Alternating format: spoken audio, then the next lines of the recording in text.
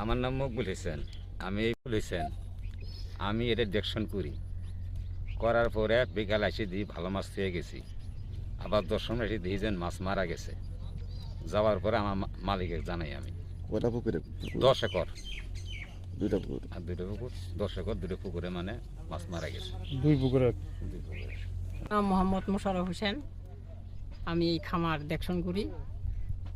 এখানে জমির পরিমাণ হল 10 একর, 10টা পুকুর আছে, আর সাইডে গরুর খামার আছে, 24টা গরু আছে। কালকে সকালে বিকালবেলা আসি দেখি মাছ পুকুরে, ভালো মাছ। কিন্তু আজ সকাল 10টার সময় আসি দেখি 2টা পুকুরে মরা মাছ।